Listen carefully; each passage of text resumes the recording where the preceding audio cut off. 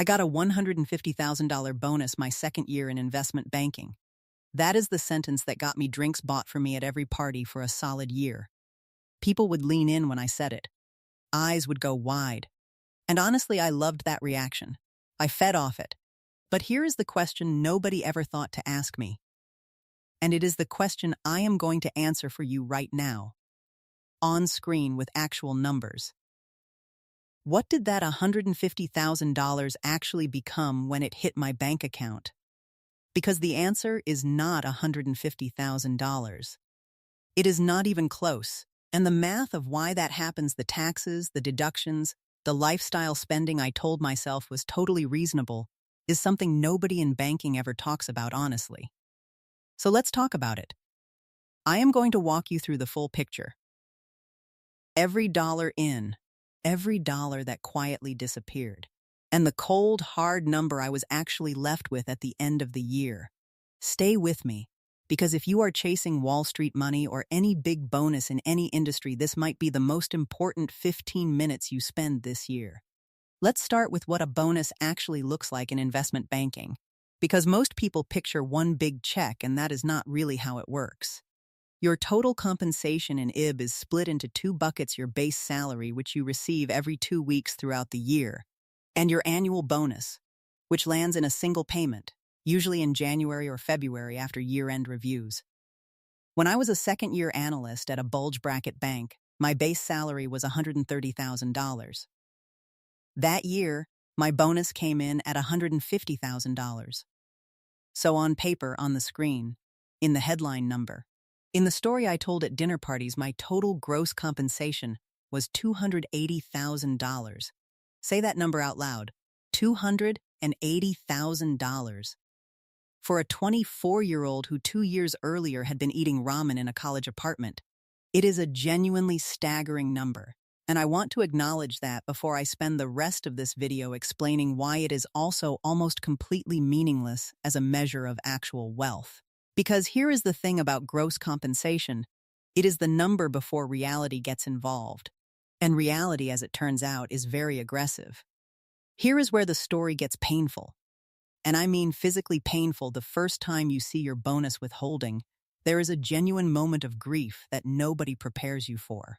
The bonus does not get some special, gentle tax treatment.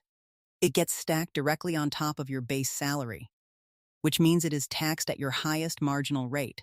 And if you are working in New York City, as I was, you have the unique privilege of being taxed by 3 different governments at the same time: the federal government, New York State, and New York City itself. They all want their piece. Let me walk you through exactly what that looked like on my $150,000 bonus. The federal government took 37% off the top, that is the top marginal rate, and my income put me squarely in it.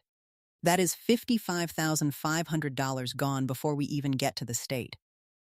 New York State added another 6.85%, roughly $10,275.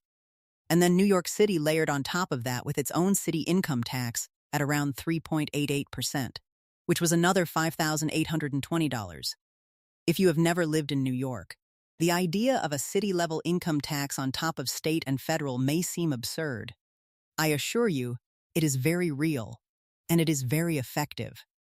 Then you have Social Security 6.2% up to the wage cap, and Medicare at 1.45%, plus an additional 0.9% high-income surtax that kicks in above $200,000. Together, those add another $12,825. Add it all up. My $150,000 bonus generated approximately $84,420 in combined tax withholding. That is a 56% effective tax rate on the bonus alone. So the $150,000 that everyone heard about at parties? After taxes, it was $65,580. I want you to hold that number. $65,580. That is what actually landed in my account from a 6-figure bonus. And we have not even started talking about living expenses. Now, some of you are thinking, okay, but you still have the base salary. $130,000 a year is not nothing. That covers your life. And the bonus is all gravy, right? Pure savings. That is what I thought too. It is completely wrong, and the math is embarrassing when you actually look at it. After federal, state, and city taxes on my $130,000 base, my annual take-home from salary was approximately $82,000. That sounds workable until you look at what life in Manhattan actually costs. My rent was $4,200 a month for a one-bedroom in the financial district. That is $50,400 a year before I turned the lights on once. My student loan payment was $1,100 a month, which is actually on the lower end for someone who went to a Target school and did an MBA. That is another $13,200. Health insurance after employer subsidy, $280 a month. Transportation subway plus the Ubers you take at 2 a.m. when the subway feels impossible, another $350 a month. Phone, internet, the various subscriptions that pile up invisibly, $250 a month. And I was maxing out my 401k, which I want you to note is the right call, but it still costs you $1. $917 a month in reduced take-home, or $23,000 annually. Total fixed costs, $97,160 a year. Total after-tax salary, $82,000 a year.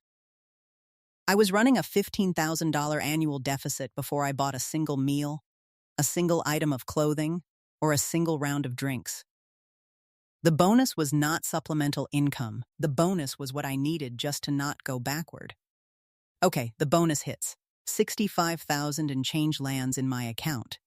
And this is where the story gets psychologically interesting, because the tax problem is math, and math is something you can understand rationally. What happens next is not rational at all. In investment banking, there is an invisible social pressure that I genuinely did not understand until I was deep inside it. Everyone around you is spending aggressively, and the spending is not random, it is a form of tribal signaling.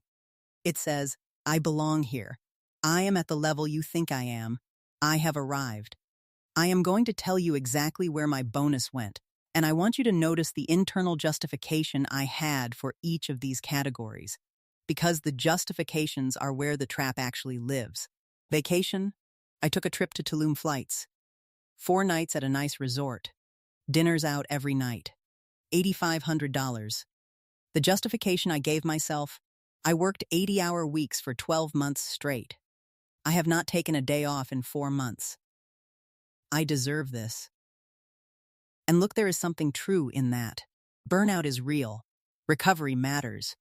But $8,500 for 8 days is a choice, not a necessity. And I was not treating it like a choice. New wardrobe. Suits, dress shoes, a couple of bags, accessories to look put together in client meetings. $6,200. The justification, you have to look the part in this industry. Clients notice. Which is partially true. But I also bought things I did not need for client meetings and told myself I did. Bottle service and going out. This one is embarrassing.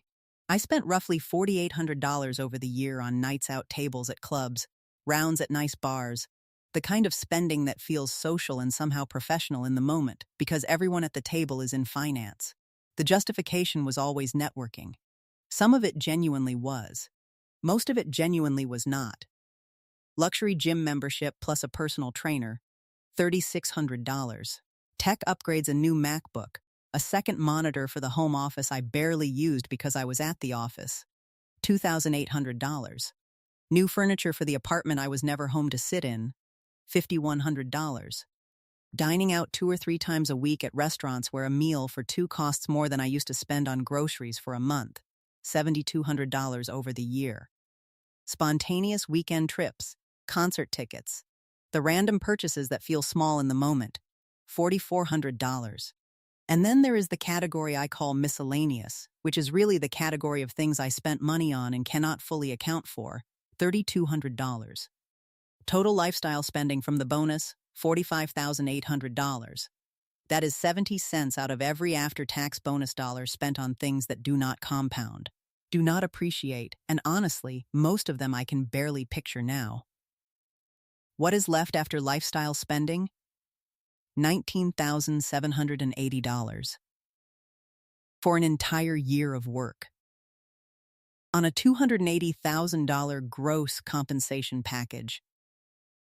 And here is the part that I still cannot fully get over. I thought I was being responsible. My colleagues were spending more. The guy down the hall leased a BMW on a 2-year analyst salary. The analyst class ahead of me routinely talked about being completely broke 2 weeks after bonus. I told myself I was doing fine. Let's put the full year on paper, because this is the part I want you to actually sit with. Gross total compensation, $280,000. Combined federal, state, and city taxes across both salary and bonus approximately $89,400 after accounting for deductions and the 401k pre-tax contribution. Total take-home income across the year, roughly $190,600. Subtract fixed living costs, rent, loans, insurance, transportation, subscriptions, and that is $97,160 gone. Subtract the $45,800 in lifestyle spending. And remember the 401k, $23,000 contributed pre-tax, which I am counting separately because it is real wealth accumulation even though it was not cash in hand. The result, approximately $47,640 in net cash added to liquid savings and investments, plus the $23,000 in the 401k. Total net worth growth for the year, roughly $70,640. I want to be honest about two things simultaneously. $70,000 in net worth growth in a single year is genuinely good. That is not nothing. If I had continued at that pace and invested it consistently, I would be in an excellent position over a decade. So I am not saying investment banking is a bad financial deal. I am not saying that at all. What I am saying is this. I earned $280,000. I kept $70,000. That is a 25% efficiency rate. 3 out of every $4 I earned in that year did not translate into actual, lasting wealth. They went to the government, which is unavoidable, and to a lifestyle that expanded to fill every inch of the income available, which was entirely avoidable. The gap between what investment banking pays and what investment bankers keep is enormous, and it is almost entirely self-inflicted. So why does this keep happening? Why do people who are genuinely, demonstrably brilliant people who built discounted cash flow models in their sleep, who passed every Goldman Sachs interview, who were in the top of their class at elite universities, end up with $20,000 in savings after a year where they grossed $280? 0? There are 3 psychological traps. I fell into all 3 of them. And I want to name them specifically, because vague awareness that lifestyle inflation is bad does not actually help you. You need to know the mechanism. Trap 1: hedonic adaptation. The human brain is extraordinarily good at normalizing upward. The $85 dinner that felt like a genuine celebration when you were in college becomes a regular Tuesday within about 6 months of working in banking. The Uber Black becomes the default, not the treat. The 4-star hotel feels normal, and the 3-star hotel now feels like a sacrifice. What is insidious about this is not just that the spending increases, it is that you stop feeling the pleasure of it while the cost remains exactly the same. You cannot feel the upgrade anymore, but you absolutely feel the downgrade if you try to pull back. Your new normal has reset upward, and it does not voluntarily reset downward. The only thing that moves it down is external force: a job loss, a serious financial decision, a deliberate structural change. Trap 2: social proof spending. In investment banking, you are surrounded by people who are all spending at the same elevated level. There is 0 social friction for spending $500 at dinner because every single person at the table is completely comfortable with it. The friction only appears when you try not to spend when you suggest a different restaurant, or you order less, or you skip the bottle. The peer group becomes a spending accelerant. The default assumption is always more, always nicer, always the next level up. And the honest truth is that a lot of bankers are not spending because they love spending. They are spending because it is the path of least resistance in their social environment. Saving feels like going against the current. It requires active, sustained effort every single time. Trap 3: deferred life syndrome. Banking hours are brutal. 80, 90, sometimes 100 hours a week. You have almost no personal time. You miss birthdays, You cancel plans. You are answering emails at midnight on a Saturday. The psychological compensation for that sacrifice is consumption. Buying things and experiences becomes the only reward signal your brain gets for the work you are doing. Spending feels like taking back something that the job took from you. And saving feels like denying yourself twice, once when you work the hours, and again when you do not let yourself enjoy the money. So the bonus arrives, and the brain says, finally. Finally something good. And it finds every justification in the world to spend it. Because the spending is emotionally tied to survival and recovery, not to frivolity. These three traps, hardwired psychology, peer pressure, and work-induced reward-seeking, are more powerful than any spreadsheet. They are why financial literacy alone does not fix this problem. You can know exactly what you should do and still not do it, because the forces working against your intentions are structural and relentless. So what actually changes the outcome? Not the intention, not the resolution. What structural changes produce a different result? I want to give you 4 things not because they are the only 4, but because these are the 4 I wish I had actually implemented in year 1 instead of year 3. Fix one, wire the money before you see it. The single most effective thing I ever did was setting up an automatic transfer that fired the moment my direct deposit landed, moving 40% straight into a brokerage account I had deliberately made annoying to access. No app on my phone. No instant transfer. A 2-day ache delay to get the money back if I needed it urgently. This sounds trivial. It is not trivial. If you touch the money, you will spend the money. The human brain treats money in a checking account as available money, regardless of your stated intentions for it. The only reliable defense against yourself is not having access. Automate it before the deposit lands and treat that account like it does not exist for day-to-day purposes. Fix 2 max every tax-advantaged account first. Always 401k to the max every year. SA, if you are eligible. Backdoor Roth IRA, I bonds if the rate makes sense. Every dollar that goes into these accounts does 2 jobs simultaneously. It forces investment, and it reduces your taxable income. In year 2, being more aggressive here would have saved me over $4,000 in taxes alone on top of the investment growth. This is not complicated. It is just the thing that easy spending crowds out. Fix 3A, hard ceiling on discretionary spending, with a separate account, not a budget in your head, not a vague intention to spend less. An actual fixed number, I would say $1,500 to $2. $000 a month for discretionary spending sitting in a completely separate account that is the only account you use for non-essentials. Dining out, entertainment, travel, clothes, everything non-fixed comes from that account. When it is empty, the month is over. Full stop. This sounds aggressive. It is. It is also the only version of a budget that I have seen actually work for people in high-income environments, because it removes the daily decision-making from the equation. You do not ask yourself, can I afford this? You check the account balance, and you know. The decision is made in advance, not in the moment when your judgment is compromised by exhaustion or social pressure.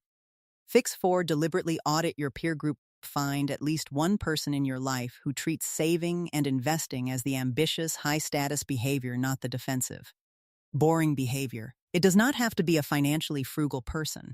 It just needs to be someone for whom wealth accumulation is normal, visible, and talked about openly.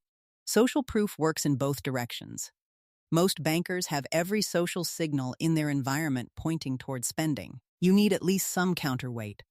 One friend who gets excited about their index fund returns, one mentor who talks about their net worth trajectory, one person who makes you feel like the person growing their balance is the interesting one in the room.